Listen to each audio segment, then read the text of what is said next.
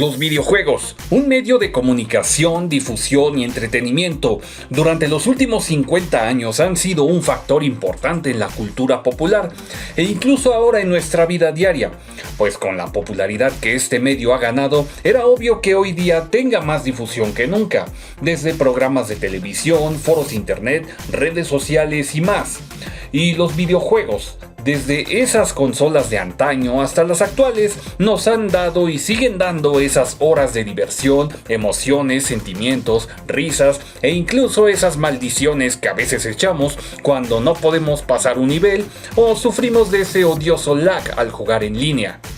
Pero en esta ocasión vamos a hablar de algo que se ha comentado bastante en las redes sociales sobre los videojuegos. Y es el hecho de que muchos dicen que los videojuegos fueron nuestros profesores de inglés. Pero, ¿qué tan cierto es eso? Vamos por partes. Primero hubo una época en la que todos, absolutamente todos los videojuegos estaban en inglés, pues en aquellos años las compañías de las consolas como Nintendo o Sega, así como los desarrolladores todavía no tenían contemplada la demografía que se tiene ahora. En el caso de nuestro continente, pues estaba más enfocado al público estadounidense. Y claro que los productos se distribuían en todo el continente, sin embargo estos venían tal cual sería el material original, completamente en inglés, al menos con respecto a los juegos. En el caso de las consolas, algunas ya venían con instrucciones en español, ya sea en la instalación, garantía o medidas de seguridad. También esto debido a las leyes que obligaban a todas las compañías importadoras a agregar esas instrucciones en español. Sin embargo, el producto principal, es decir, el juego, venía completamente en su idioma original, tanto el juego como el manual de instrucciones. Pero entonces, ¿cómo era que disfrutábamos un juego aun si este venía en un idioma que no era nuestra lengua natal o que no comprendíamos? Simple. Cuestión de terminología, pues en un inicio muchos videojuegos no eran tan complejos, muchos de ellos solo se enfocaban en una sola pantalla y usaban términos tan simples que la mayoría entendería.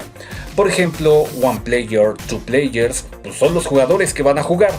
Score sabíamos que es el puntaje obtenido, o también otros términos como push start, continue, clear, miss, round one.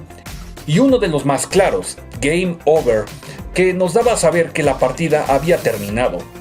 También la iconografía era un factor importante para la comprensión de un videojuego, y son iconos que hoy día también usamos como un referente principal en cuanto a juegos retro como actuales.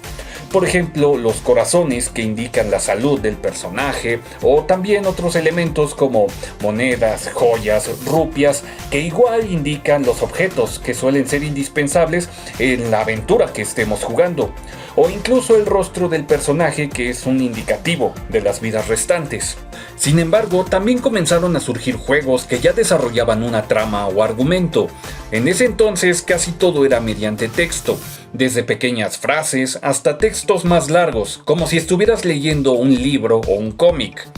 En ciertos títulos muchos pasábamos por alto los textos, ya que como no entendíamos lo que decían los personajes, a veces esto llegaba a aburrirnos.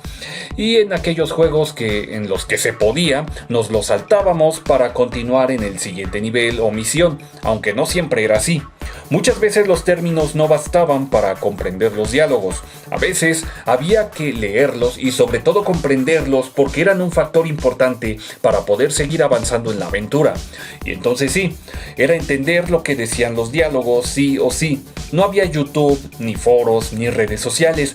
Había revistas y programas de televisión sobre videojuegos que nos daban los tips para avanzar, aunque igual y pudiera resultar insuficiente, ya que a veces son muchos juegos que no siempre hablaban de todos. De acuerdo a algunos testimonios, algunos recurrían a los diccionarios inglés-español, otros recurrían a alguien mayor que pudiera traducirles verbalmente lo que decía el juego, o a veces había palabras que podían tener similitud a su traducción al español, por ejemplo, dirección, direction, posición, position, poción, potion o aire, air. O a veces uno recurría indirectamente a otros medios que nos hacían comprender el inglés. Por ejemplo, la televisión, pues los programas que vienen doblados al español muchas veces traducen los textos. Por ejemplo, un letrero, el texto de una carta o el texto inicial de alguna película. De ese modo uno relaciona palabras, las memoriza y las puede relacionar a futuras referencias, como en los videojuegos. Al menos esto último lo digo anecdóticamente. En otros casos, también la lógica era parte de entender las palabras. Por ejemplo, relacionando palabras con objetos solía ser útil para comprender lo que querían decir los textos en cada juego, ya sea un martillo, un árbol, una roca, una joya y así. Muchas de las terminologías nos enseñaron a comprender el inglés, ya sea desde simples palabras o frases largas, algo que a temprana edad suele caer bastante bien. ¿Quién dice que los videojuegos no enseñan nada? Hoy día, si bien la mayoría de los videojuegos ya vienen en español, algo que a su vez también es bueno, ya que después de varios años se ha tomado más en cuenta a más sectores demográficos, entre ellos el de Latinoamérica, que obviamente es uno de los que más consume videojuegos. A pesar de ello, hay muchos que prefieren jugar los juegos en inglés, ya que muchos de estos son configurables a varios idiomas. A veces es por mantener el formato original del juego, que es bastante válido, o por querer seguir aprendiendo inglés.